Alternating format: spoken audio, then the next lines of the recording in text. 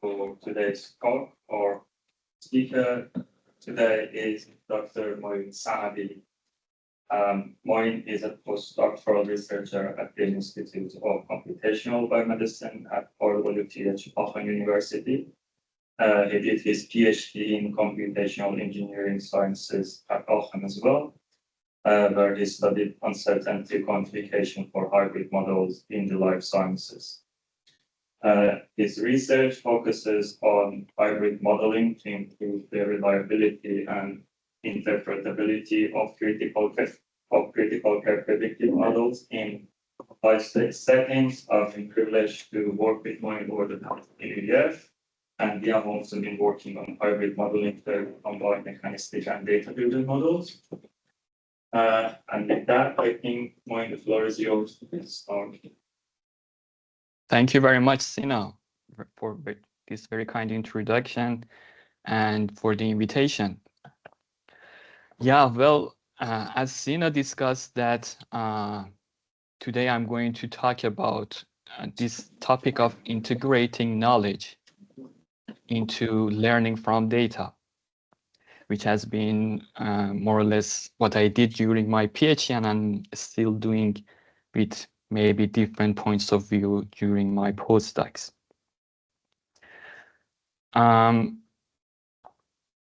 I hope you can see the change of the slides and everything works well.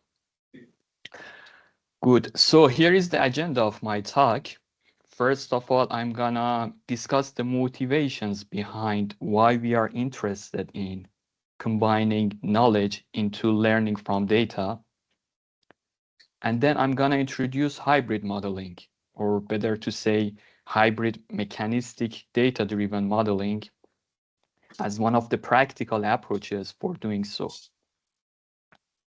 And then I'm gonna explore some examples in real biomedical applications of hybrid modeling, specifically with focusing on reliability of medical technologies in medical AI technologies. So about the motivation. So the main motivation is realization of personalized medicine, which is, as you all know, about giving the right treatment to the right person at the right time. But actually the main question here is that can current technologies deliver to the promise of personalized medicine? Let's try to find an answer from mechanistic modeling point of view, only having pure mechanistic models.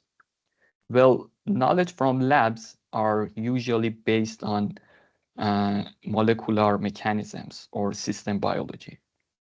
And to deliver the promise of personalized medicine, we need to transfer this knowledge from different times and scales towards body and even population. And this transfer is not or cannot be simply formulated by mechanistic modeling, by some ODEs, some equations. Those are very complex things to do. Furthermore, human therapeutics in clinics are driven by numerous covariates that could be patient lifestyle, the history of the patient, medical use, and so on and so forth. And establishing mechanistic models to realize the impact of all those covariants is almost impossible. Then it introduced a gap between what is really done now in labs and what we are looking for in personalized medicine. And this gap is currently supposed to be bridged by animal testing, and leaves us the question whether animal testing is sufficient for that.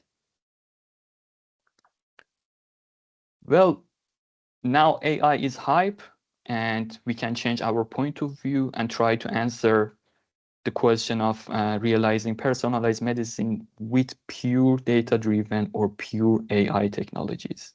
Can AI technologies deliver this promise? using the big data which is available right now, like using smartphones, EHRs, public records, genetic databases, can be used and with now large and big AI technologies, can we realize personalized medicine? So in one hand, there are some challenges arising from data itself, namely noise in the data, missing values, biases, shifts, and eventually saying that lack of a representative data, which indeed it is a very important problem. And currently, the image of the hype about data-centric AI tries to answer or realize the challenges from that part of AI in personalized medicine. But today I'm not going to focus on that. Today I'm going to more focus on conceptual limitations of AI technologies, namely starting with the curse of lack of extrapolations. Sorry. So imagine you have a data here, and by definition, interpolation means making predictions within the convex hull of the given training data, which of course defines the validity domain of a machine learning model. But extrapolation, or making predictions outside the convex hull of the given training data, is conceptually impossible because we have no further data to validate the predictions of the model. It could be like the green one, model F1 or model F2, who says which is right or which is wrong. So this is the definition. Extrapolations are not possible with pure data-driven models. The other conceptual drawback is the curse of dimensionality, which is defined as when you increase the dimension of your data tends to become sparse and sparser. And eventually, in very high dimensional spaces, the Euclidean distance between data points, all of the data points, the Euclidean distance between them become similar to each other. And this is precisely when the discriminative power of kernel methods break down, because all the distances in high dimensions are equal. So that is a big issue. And currently, it was a very recent paper by Jan LeCun saying that any predictions in high dimensions amounts to extrapolation. And that's precisely when machine learning models start to fail. The next drawback would be lack of interpretability. And in my opinion, currently, this is one of the most important issue in realizing personalized medicine. Because current machine learning models are often so complex in a way that we cannot understand the mechanisms inside the machine, how the machine is making prediction, and therefore we cannot trust it. And when we cannot trust a machine, a predictor, especially in high stakes scenarios in medicine, then we got a big challenge to tackle. So we propose hybrid modeling by combining mechanistic knowledge that we have with data-driven models. By definition, hybrid models do not need detailed knowledge about the system. They are not like mechanistic models to claim for more and more knowledge and understanding about the mechanism of the system, which is not possible as we discussed. They also can extrapolate with a very important caveat using suitable knowledge, which is again not the case in pure data-driven models. And also, in theory, they require reduced training data demand, because as we will see in the next slides, we use hybrid modeling in a way that we reduce the complexity of the modeling and therefore reducing the data demand of the model. So let's that would be a good idea to have a very simple example of a hybrid model. So imagine you've got one input variable X and one output variable Y. And the question is that how does a change in X would impact Y? So without any prior knowledge about the relations between these two variables, it is going to be actually an exercise in blind exploration. You need to run many experiments, measure Y outcomes based on many X values, and try to fit a model and choose the right model, whether it's going to be linear, quadratic, exponential, or something else. So you need to do a lot of experiments, whether those experiments are expensive to do or not. But just imagine, based on some prior knowledge fitting to the problem that we are solving, it says that it is going to be a linear case, the relation between X and Y. Then we only need two experiments to find it. One for finding the slope and another for finding the y-intercept.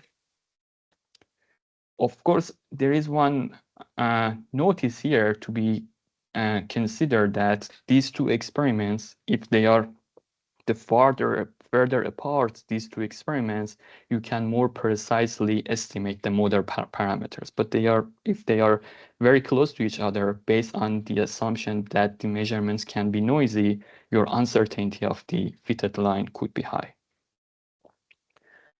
But the point is that now we buy two very important advantages. One is fewer experiments are needed, and in this case, only two experiments. And another is extrapolation. Knowing that the relation between these two variables is linear, we can make predictions outside the domain of these two samples. And based on how these two samples are close to each other or further apart, that could impact on the uncertainty of your guess or prediction, or better to say, extrapolation.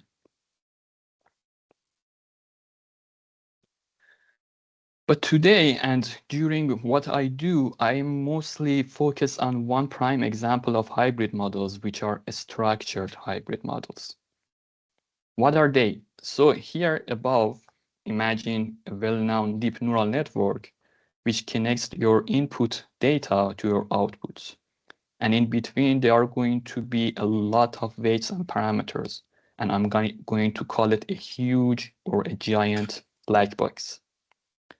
But based on prior knowledge that we have on features, we can create a structured modular network out of it. So the mechanistic part of the modeling would be the structure of information flow from the inputs to the outputs. And we reduce the complexity of the weights and biases into a modular, less complex model. And then the data-driven part would be learning the input-output functions of these two, I would say, a smaller black boxes, less complex black boxes, which requires eventually less data to train. And the most important part is that your knowledge would fit to your data. This assumption that you are giving to the modeling, that the structure of information follows this structure, should fit to your data.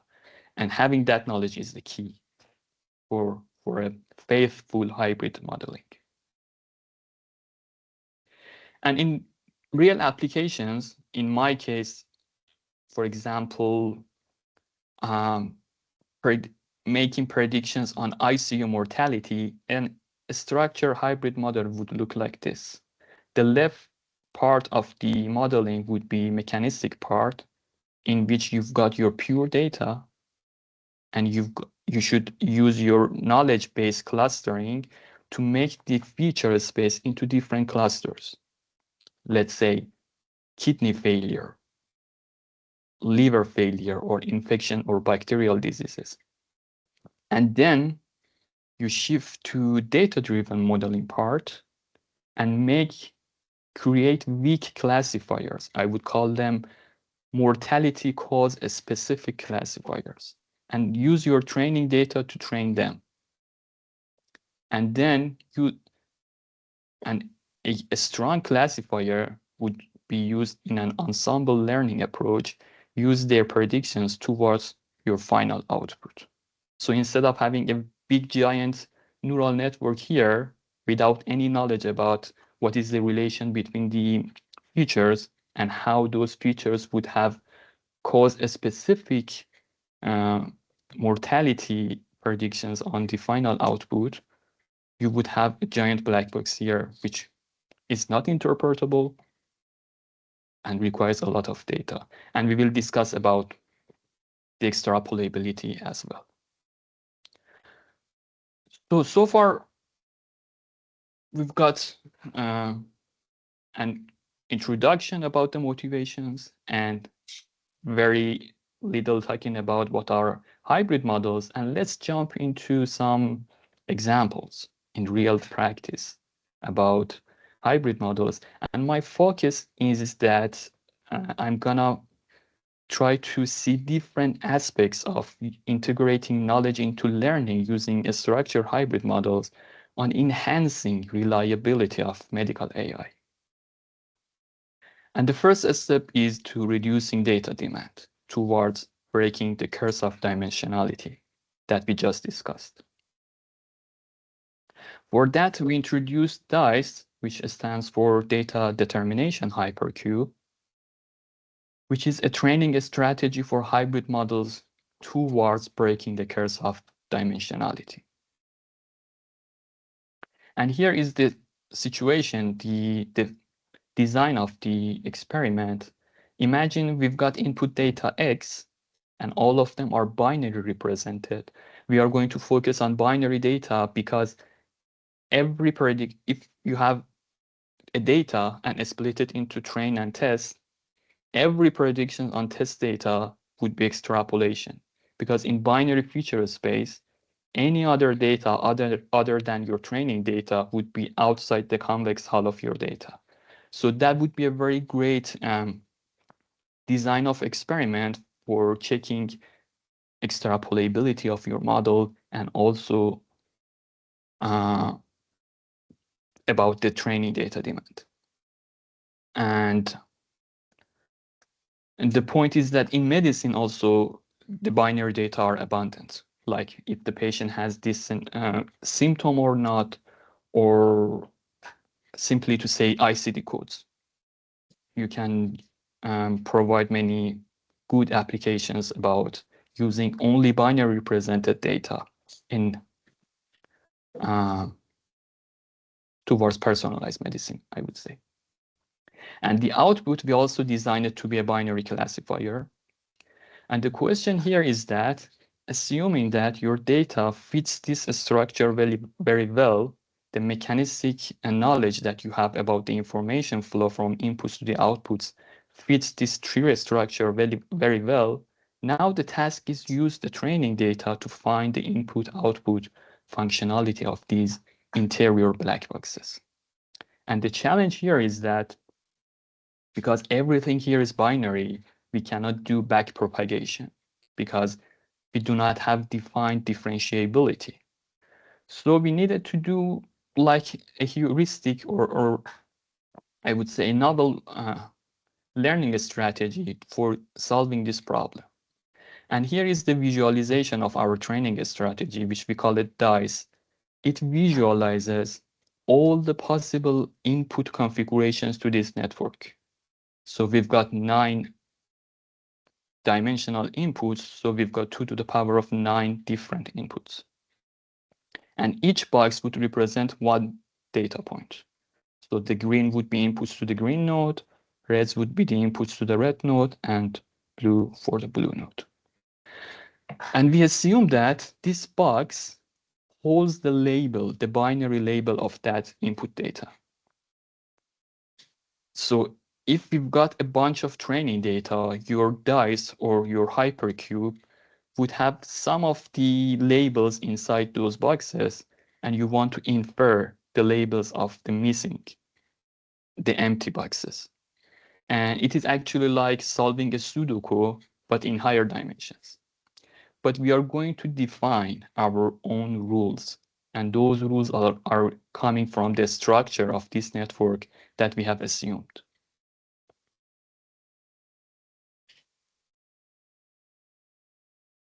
So imagine we've got two data points, data point 1, data point 2, and we know that the labels of these two data points are different. And also we know that the inputs to the node 2 and node 3 of these two data points are precisely the same. So if they are functions with the same inputs, they are going to shoot same outputs. But we know that the overall output of the network is different. So the output of node 1 must be different for these two inputs. That is the main rule that we are using in this solving high-dimensional Sudoku. Therefore, we are going to transfer the functionality of node 1 into a graph coloring problem.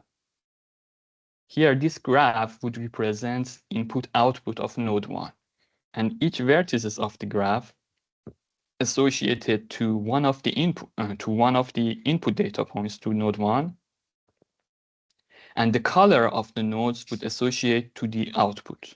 And how do we define the color? By these edges. In graph coloring problem, when there is an edge between two vertices, it means these vertices are dissimilar and they need to have different colors. And how do we find these edges? By this rule that I just talked about. We notice here that the output for node 1 for these two particular inputs should be different. So I'm going to create an edge between the vertex of 101 and 111. 101 and 11. This is going to be one vertex here between these two, which is this node is representing another function. But having this conflict graph, I would say, we are going to use Koenig's theorem. Koenig's theorem in graph theory says that a graph is two colorable if and only if it has no cycle of odd length. So it is trivial. If we are connecting these two together, it means here node would be blue, this node would be red. And if I connect this to this node node is blue, but I cannot connect these two because I'm creating a loop of length 3 and it is forbidden. So using this rule, means that the mechanistic knowledge that I have assumed to my data should be precisely clear and fitting the structure. Then I can deduce the labels of unknown cells. So for example, in this illustration, we've got 1, 2, 3, 4 data points. And with these 4 data points, I can infer that these edges are connected to each other for node 1. Sorry. And if I want to find the label of this data point, and if I say it is 0, then I need to create an edge between these two, and it is forbidden. So I infer that this label should be 1 to fit the structure that I assumed. And with this rule, I'm gonna solve my Sudoku and find as much as possible the labels that are missing. And in practice, we found that it is working very well for showing that this hybrid model goes towards breaking the curse of dimensionality.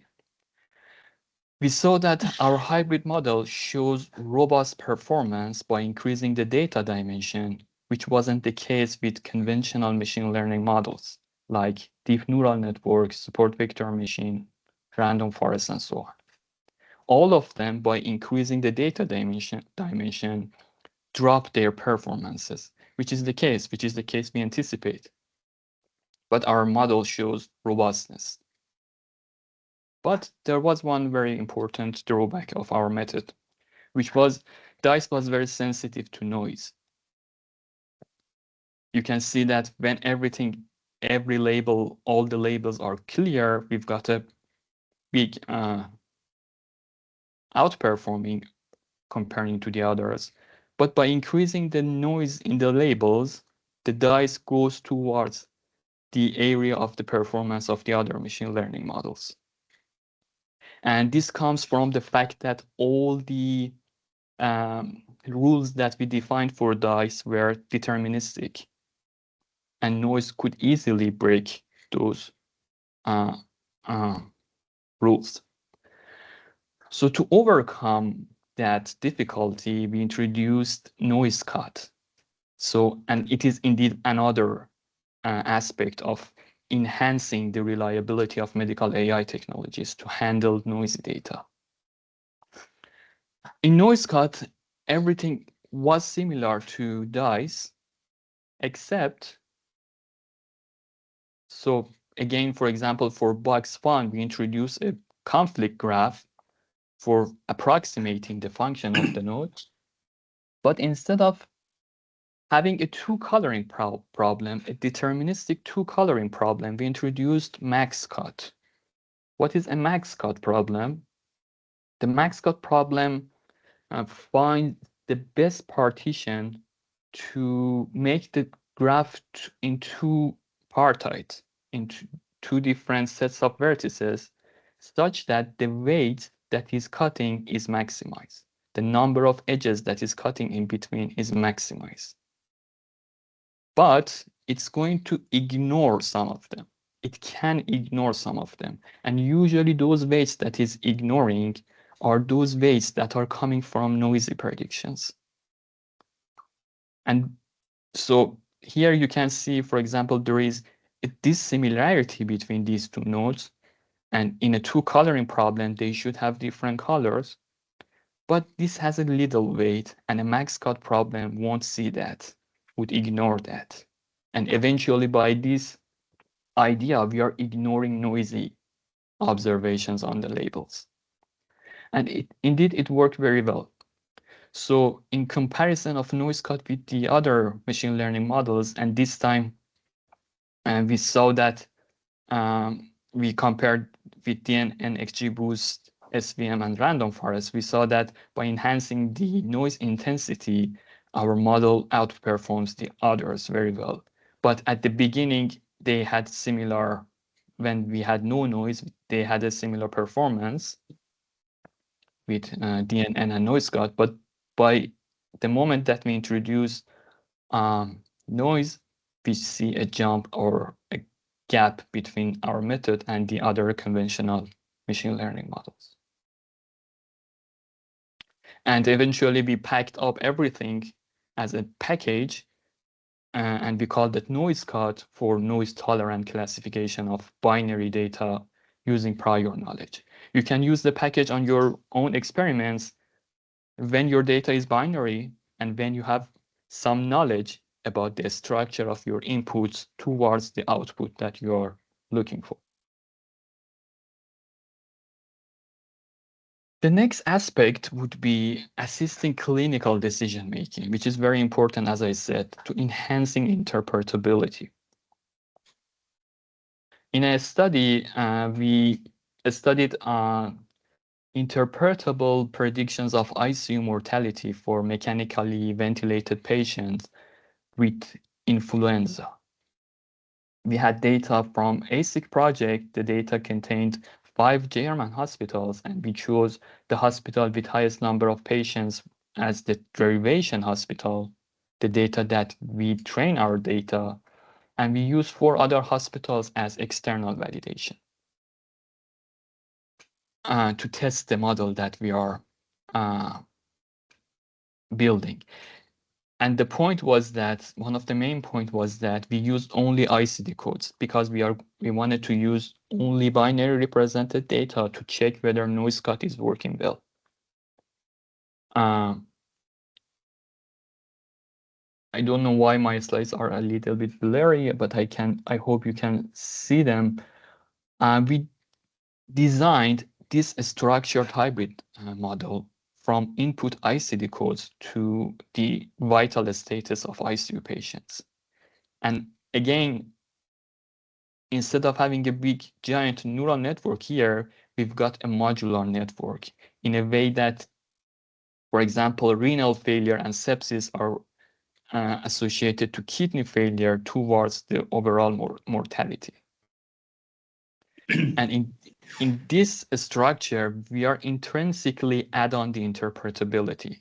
A clinician could understand how the decisions are made towards the output. And we quantify that interpretability by using SHAP values. So explanations of the mortality causes using only XGBoost for 2 different hospitals are here. So we trained it on the derivation hospital, and we use the model to test on different hospitals and see the SHAP values of the predictions on different hospitals. And for the same model, you can see SHAP values are not robust if you change your test hospital. So the model has been trained on and fixed, but when you test it on different hospitals, the explanations provided by SHAP are different. And what is the point of that? What is the point of that explanations when you've got one explanation for your one specific data points that you are testing? That is absolutely non-trustable. So in hospital 2, liver failure has the highest impact, but in hospital 3, liver failure almost has no impact for the making prediction. But the model is the same. But when we look at the SHAP values of the structure hybrid model, and instead of looking at the 12-dimensional ICD code, we are only looking at 5 modules, 5 mortality cause specific modules, and see their SHAP values toward the mortality. And then we saw the robust pattern: lung failure, kidney failure, infections, and bacterial disease. And the 2 different last ones are sometimes different. So only for hospital 2, liver failure is more important than mental and psychic disorder. But we saw a robust pattern. And this robustness comes from, first, we injected knowledge for constructing a network. And second, we reduced the dimensionality of SHAP package to search for the explanations. And SHAP package would again suffer from curse of dimensionality. When you increase only one dimension to your feature space, the number of combinations that SHAP values needs to be constructed grows exponentially, and then the package needs to approximate. And the more approximation the package does, the less robust the explanation will be.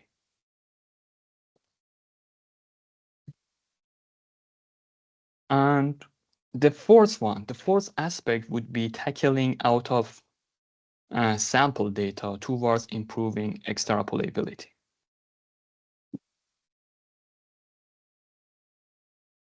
If I want to quickly mention how hybrid models enable extrapolation, that example would be a nice one.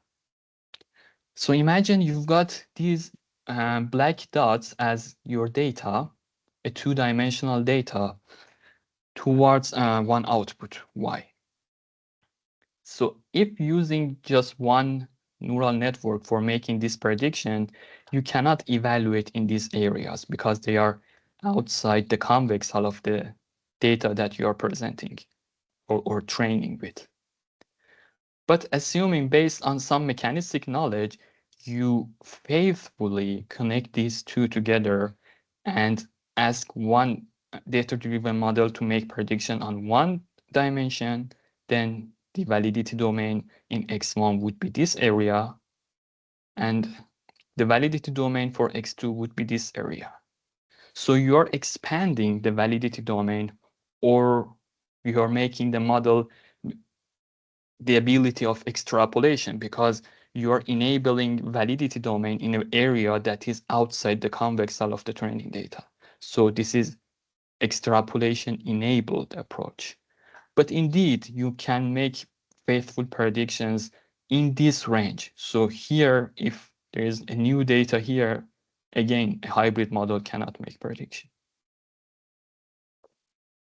And that idea would be helpful in these multi-hospital studies.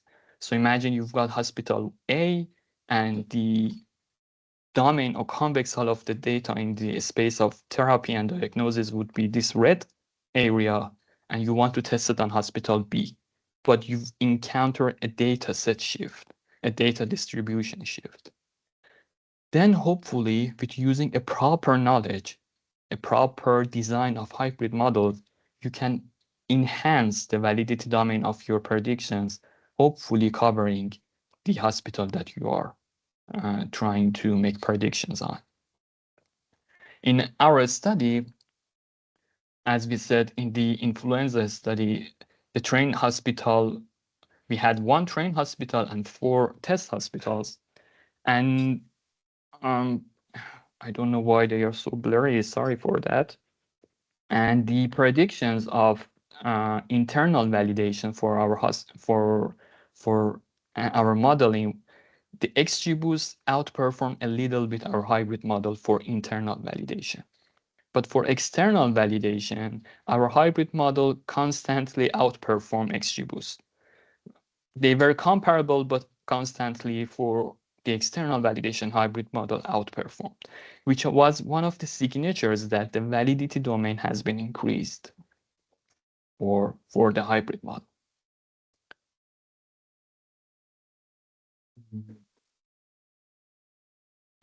I can myself even read those numbers, but please accept my word that they are in some range. For example, XGBoost is 93 here, hybrid model is 93, XGBoost is 84, and hybrid model is 86.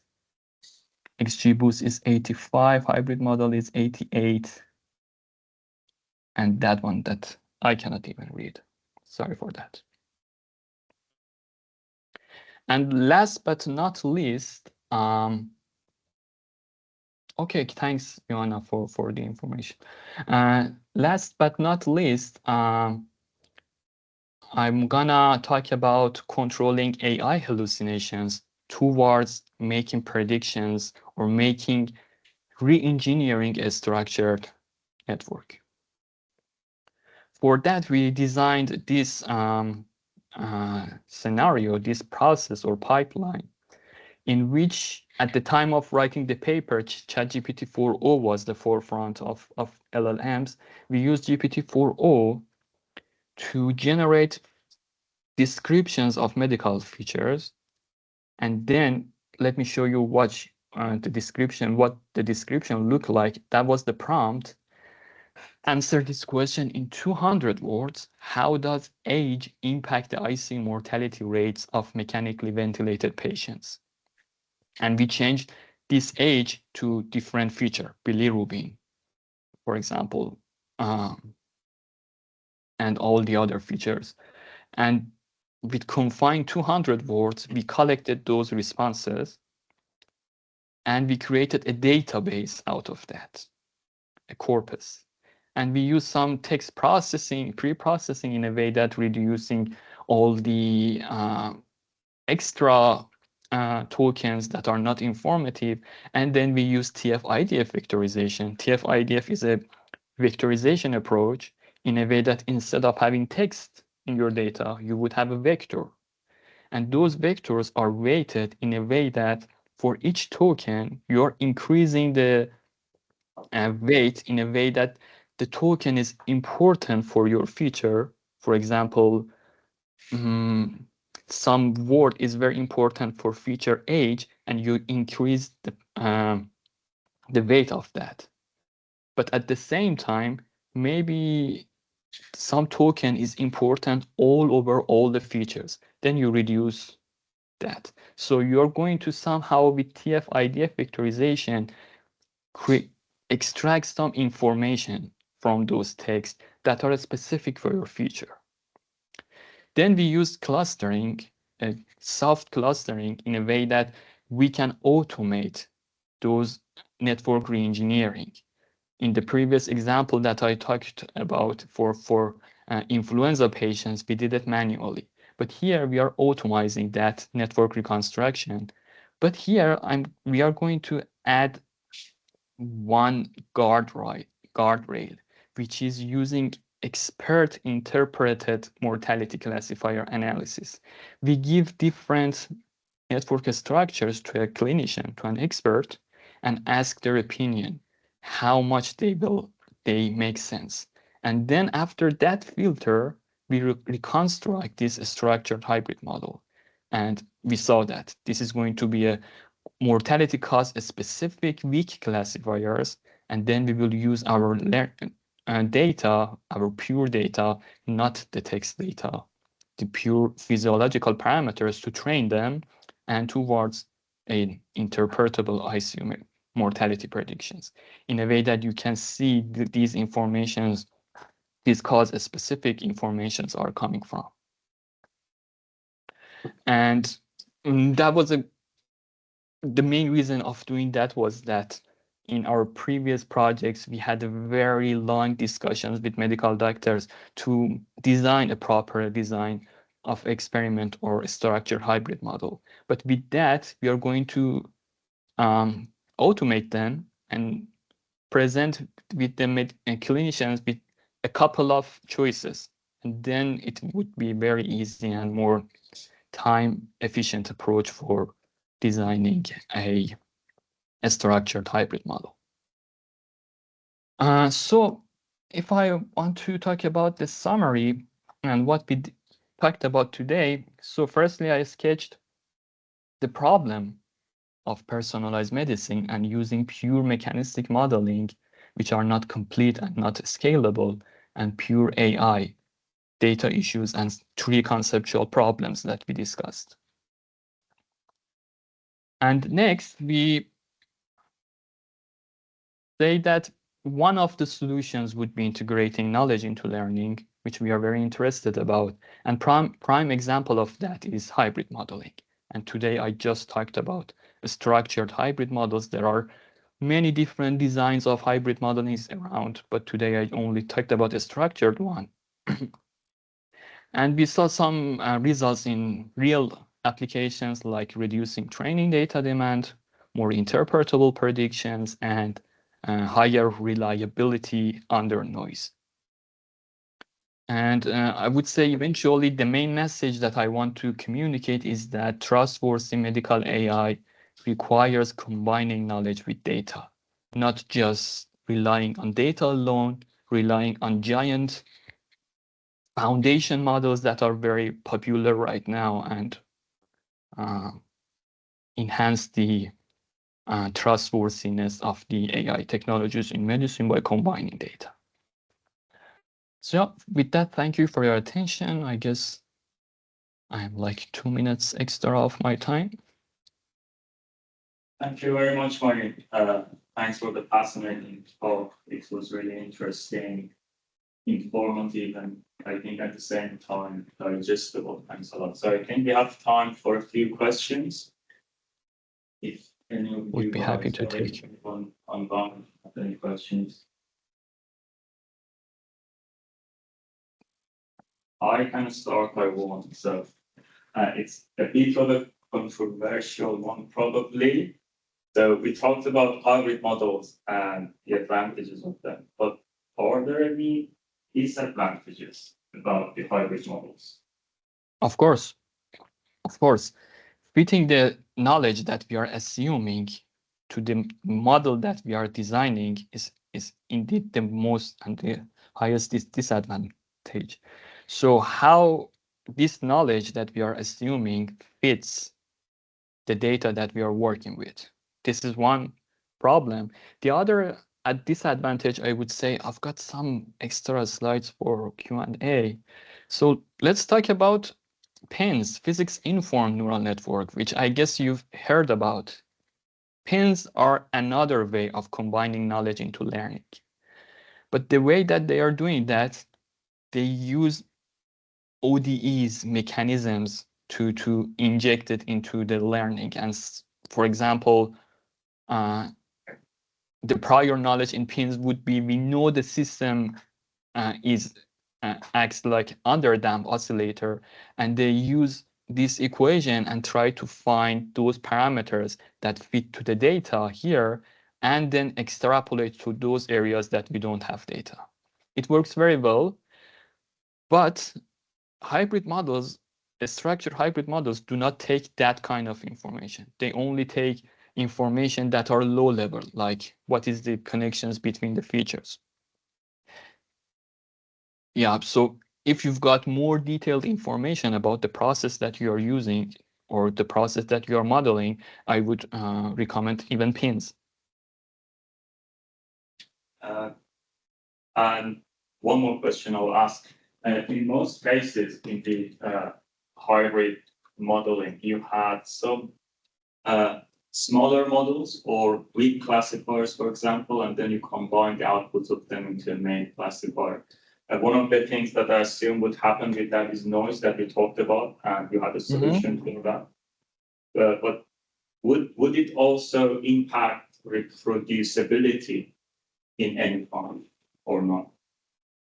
I would say it would positively impact the reproducibility. Right. Because we are reducing the complexity of the modeling, the less parameters that we have for training, the higher reproducibility that we have. So if we hope for injecting proper knowledge into the problem, then we will have better reproducibility as well.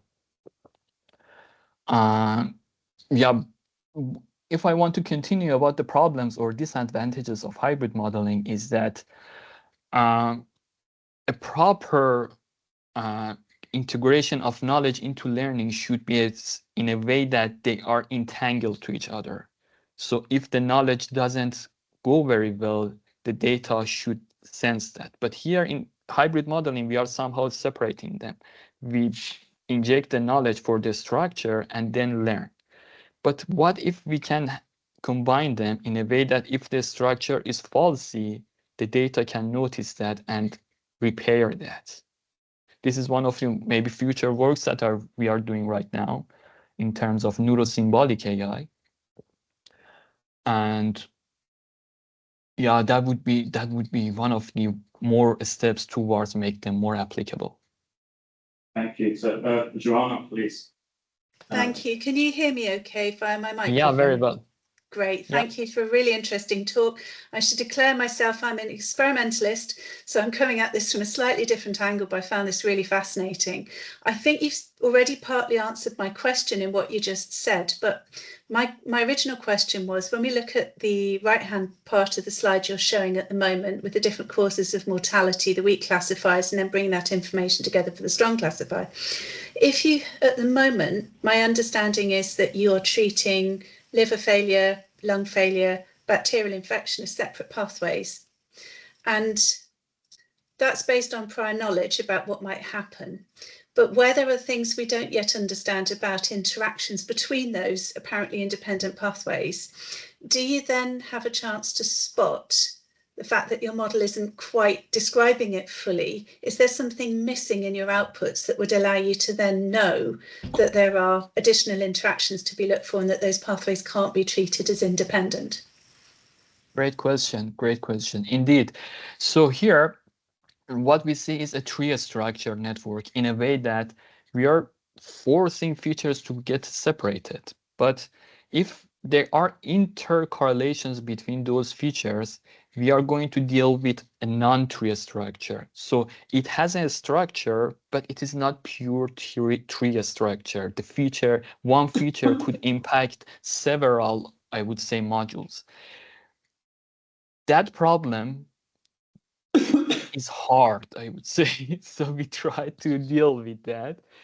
And we notice that it is hard. So it is indeed one of our future works, in a way that we provide a learning strategy that deal with non-tree structure in a way that the data demand doesn't exceed pure data-driven models. We try to design non-tree structured models, but we saw that the data demand is sometimes higher than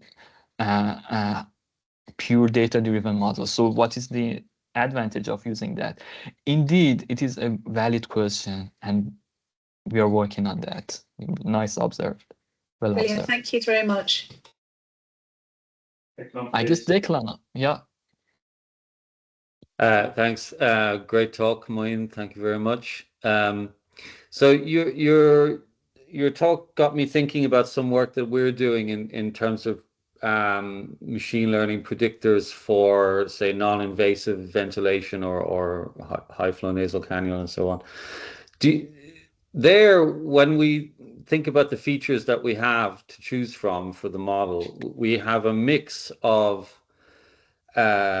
features that are related to the patient themselves, right? So their age, their etiology of the respiratory failure, frailty, these are the things which are treatment independent things. And then we have the actual values of the related to the treatment, right? So if they're on NIV, there would be input pressures, expiratory pressures, rates, etc. Would you say that in your kind of hybrid framework, it would make sense to separate those two kinds of features into different pathways, if you like? Because it seems to me that they're going to be probably capturing very different things, and we haven't done that yet. So the short answer, I would say yes, but we always should try to, if it fits the data as well. So the basic idea of the hybrid models that we discussed would be, yes, we can treat them different, but the output of the one module, these modules that we are treating, these outputs are also different. So different in nature, I would say, these modules that we are separating, those outputs would be different in nature. And maybe we need, again, one more layer to grasp those modules that are treatment independent and those modules that are treatment dependent, and again, add one more layer. So based on the idea that we are presenting, yes, we can do that. We can definitely give it a try. Maybe we can find out interesting answers. Great, thank you. Yeah, sure, welcome. But again, for future work we can discuss as well that this idea of neurosymbolic AI. How many of you guys have heard about neurosymbolic AI? I cannot see. I have heard about that. This is this is going to be it is going to be a hype about how we can integrate knowledge into learning. And I'm very fascinated about that. I'm working on that because it introduced some rules that are entangled with learning, and it precisely would tackle both of the questions that you asked Declan and Joanna about how we can improve the design of experiments. But yeah, great questions. Thank you. Any other questions? Okay, thank you very much, Moein. My pleasure. Yeah, thank you. Have a nice rest of the day. Thank you, Thank everyone. you. Bye. Sorry you couldn't be here in person, Moein. Yeah, that's okay. pity. Next time. Yeah, Next maybe. time. So again. Bye. Thank you. Bye-bye.